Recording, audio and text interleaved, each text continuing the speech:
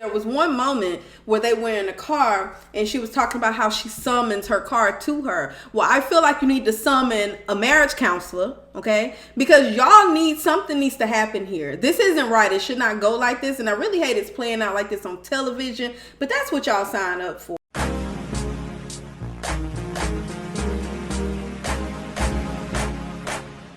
Can we just talk? Can we just talk?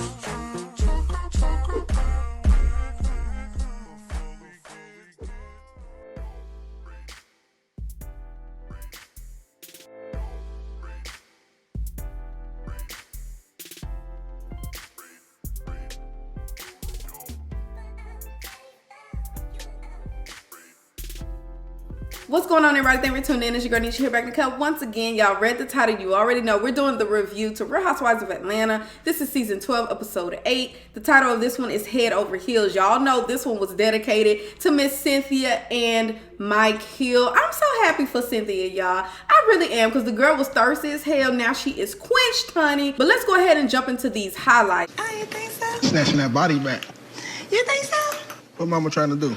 So, first of all, let's talk about Porsha and Dennis. Now, Porsha and Dennis, last episode, they're trying to work on their marriage, so they're doing some counseling. He basically tried to blame Porsha for being the reason why he cheated. She says that everything was good and that she did go through a whole lot during her pregnancy, and it was complicated. So much so to where she was crying a good majority of the time, and he was crying with her. Obviously, Porsha really wants to make this work for her daughter. I just hope that she's not doing it for those reasons alone. I really hope she still loves Dennis and she's making this work because she genuinely wants to do it and not because she wants Pilar to grow up in a 2-family household. Because let me tell you here, honey, I've seen some people settle just so they can be able to say, my husband is my kid's father. So during this episode, he comes over, I believe it was his birthday or whatever, and so she says Pilar picked out a cake for him, and he goes over to the house, and I think they ended up turning up that night. And Porsha tells us that for her to put the ring back on will be a big deal. Dennis says it's time for him to upgrade the ring that y'all remember he took from her. So I guess we'll see how this is going to go. She is going to do that girls trip to, what are they going? I think they're going to Carnival. So with all of the ladies, so she's supposed to be doing that, and she asked Dennis, was he gonna be peeping in from time to time? And I would not trust nobody that I just hired to watch my baby for an extended period of time. I'm talking about days here. When have you talked bad to me about NeNe? I don't really think I talked bad to you about Exactly, so how would you say Marlo? Cynthia's lunch with Marlo. Now, Cynthia is still on the hunt to see who in the hell recorded her talking crap about NeNe. Although she did tell us that she really didn't care, but now we see that obviously she does care, and she's trying to narrow it down to who it could be. Marlo says, girl, are you for real right now? First of all, why don't you ask yourself, when is the last time you talked crap about NeNe and it was with me? She says, girl, have I ever talked about NeNe in a bad way with you? No. So then why would you think that I would be the one to do that? Like, you're really questioning my friendship with you, and I don't like that. You know, we come a long way, and what we're not going to do is go backwards. Y'all, I believe it was Giovanna, simply because Giovanna is the one that brought the shit up. Why is it so hard for people to understand? That girl lied talking about she ain't the one that did it. Either she did it or she knows who did it, but I don't think Marlo did it. I mean, throughout this whole time, she's been trying to get NeNe and Cynthia to talk about Kenya. And y'all remember at the Bailey Q when Kenya basically told Cynthia to hush because she was still talking. She had made her point that she took forever and a day to make, because she kept talking about, I need to make my point, but then she wasn't getting to the damn point, and Cynthia was trying to, I guess, help her get to where she was going, and she told her, no, wait, I'm not finished. And Marlo said, I just want to let you know, I hope it's not like one of those unhealthy relationships between you and her.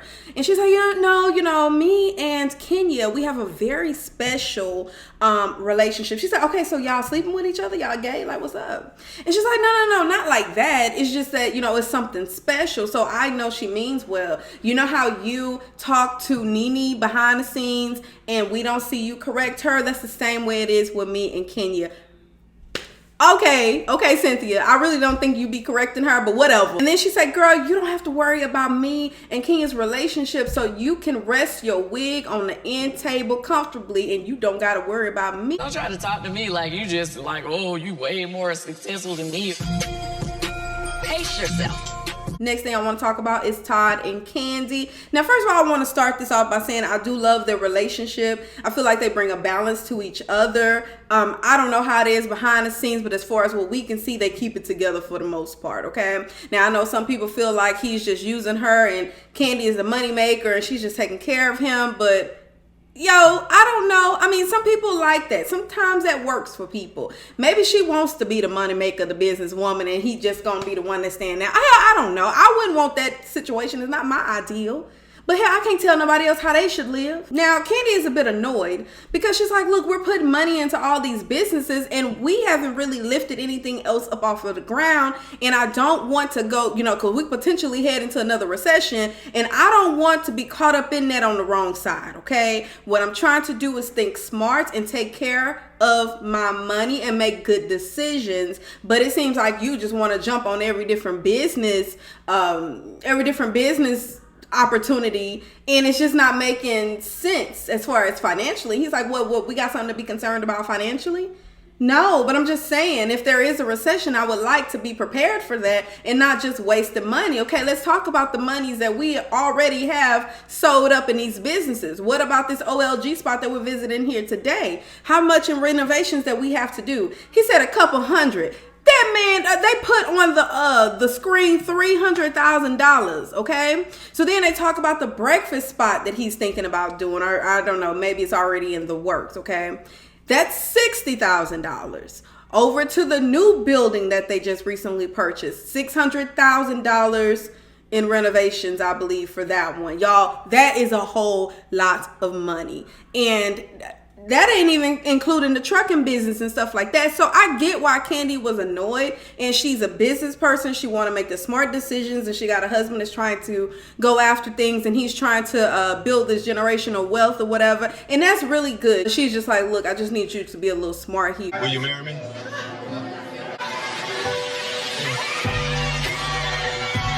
So the next thing I like to talk about is Miss Cynthia, y'all. She is officially engaged. She's excited. We started the episode off with Mike asking the family, I'm thinking about doing this in the future. I just want to know if I have your blessings.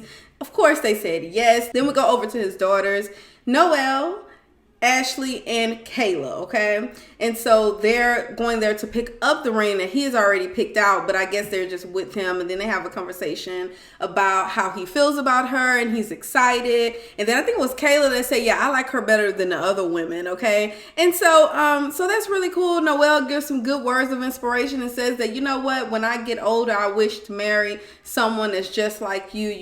Y'all are # goals. So Mike tells the girls that he plans to propose to Cynthia at her Bailey Wine Cellar grand opening that night, okay? So now we're here. We have made it. We have arrived. And I said, oh my gosh, she is no longer thirsty. We are getting ready to get proposed to, girl. So first of all, a few things stood out to me that particular scene, right? Now, Mike told Kandi, don't go anywhere. I just want you to stick around, okay? So when he told her that, Kandi texted Kenya and said, hey, I think that Mike is getting ready to pop the question. The reason why, blase, okay? Now, Kenya decides, of course, she comes over to the party, and all of his family's there. Her mom, Cynthia's mom, hasn't made it in yet, and she didn't know that she would be coming. So when Kenya get there, we're talking about a letter that NeNe sent to Cynthia via Marlo. And the letter was basically congratulating her on her new business and just giving her some kind words or whatever. It wasn't an apology, but it was just a good gesture. I believe she sent some cheese with it, or was the cheese already there? I can't remember that part. I do remember Porsha when she, oh girl, they over there crying about some cheese and crackers in a car. Porsha's such a dang hater. She could I stand NeNe, okay? So while we're standing there with Kenya, Kenya's like, yeah, whatever. Like, she's sending you this card, but she hasn't officially apologized. So we're gonna leave that alone. Then Kenya is standing there, and I guess she couldn't hold it. Y'all know Kenya can't hold water. Either that or she's a hater. I'm really leaning more towards hater, okay? So as she's standing there, she's like, okay, so his family's here. I really think he's going to propose to you.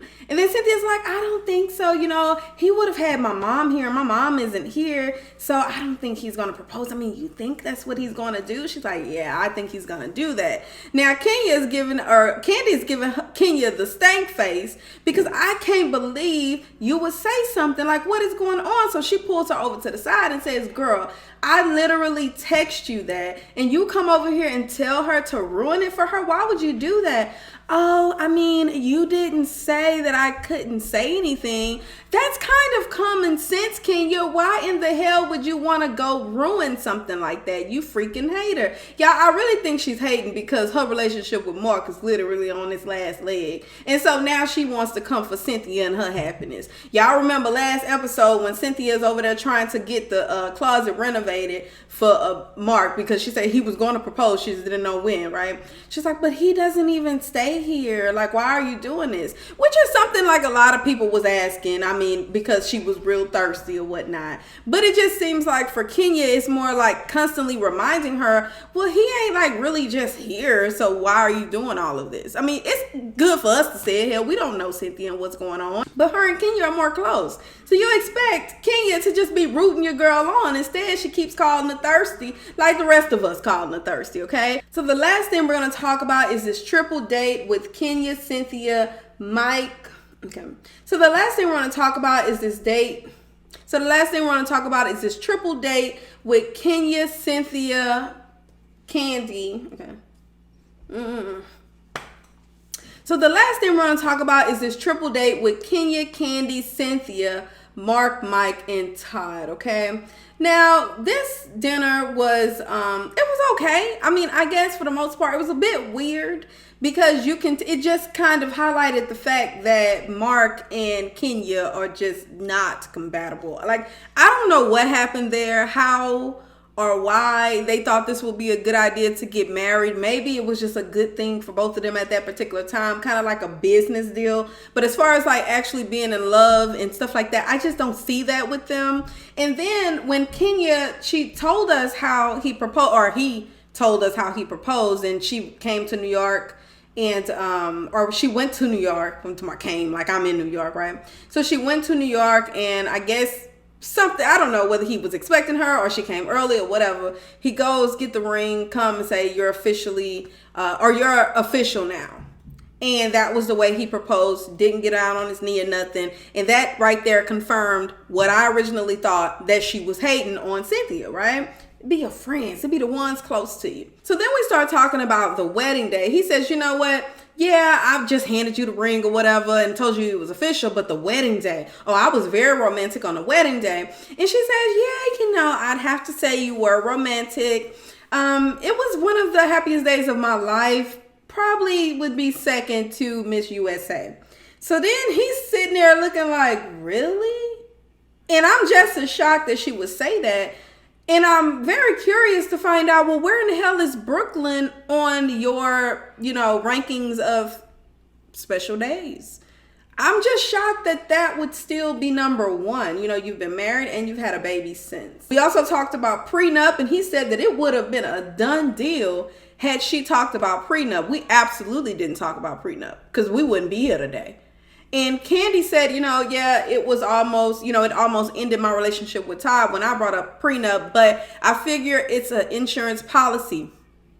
Think about it like having car insurance. You pay for it every month, but you hope that you don't actually use it. That makes a ton of sense. You are hoping that everything stay good and gravy with y'all, but you never know what can happen. And so you want to make the good decisions while you're on good terms, as opposed to getting upset with each other getting divorced, and then now y'all fighting over assets and stuff like that. So then Kenya gets up and commences to shade the hell out of her husband by complimenting everyone else at the table besides him on their loyalty, their respect, their realness of their relationship, their friendship. I was like, Kenya, you're not gonna even tell your man he looked good today? Girl, you was not here to play, and that's part of the problem. Kenya is his big personality, and he is as well, and so that's why they bump heads. I just still can't understand why. It's like a mismatch made in heaven because I'm trying to understand what the hell y'all got in common. Because this man don't seem interested in you. You rolling your eyes and frustrated at him. And I just don't see where y'all are going. And on top of it all, y'all don't stay together in the same place. Majority of the time he's away at his, I think, where is he at? In LA, I think he is with his businesses and stuff like that. So y'all, I just don't understand like how long this is expected to go on before they actually realize that it needs to stop. There was one moment where they were in a car and she was talking about how she summons her car to her. Well, I feel like you need to summon a marriage counselor, okay? Because y'all something needs to happen here. This isn't right. It should not go like this. And I really hate it's playing out like this on television, but that's what y'all sign up for. And I think Kandi mentioned, well, let's say y'all been together 2 years. Would you be okay with giving your, what if Kenya says, I want half of your restaurant, or I want this, or whatever. I want your assets. How would you feel about that? And he said, I give it to her. Hell, I don't care. If I made it one time, I'll make it again. I don't care. She can have it. I'm like, damn, Kenya disposable as hell, and he's sitting his shit with you. Girl, he don't care like that. I don't see that happening. I love Kenya. You know, we're going to be together forever. We're not even thinking about that. No, not that. Oh, she can have it. I don't care. I'm done. And on that note, y'all, we are done with today's review. Get into the comments. Let me know what y'all thought about this whole episode. How do you feel about Kenya and Mark, y'all? I said they hanging on by a thread, and y'all, that is absolute truth right there. Okay, speaking nothing but facts. I just don't see how this is going to continue to go on the way that it's going. What y'all think about Kenya trying to sabotage Cynthia's big day, her big moment? This is what we all been waiting for. And for her to sit here and attempt to ruin it for Cynthia, she's a freaking hater. She's a hater. Okay. What about NeNe sending her little peace offering? I don't think it was a peace offering though. I think it was just like a hey, how you doing? I'm happy that you're doing great. Continue to do you, boo. Okay. So what y'all think about all that? And anyway, until next time, y'all. Bye. I'm ready to go. This tea is super hot. I'm about to rush. I'm back, 3 feet, no pressure.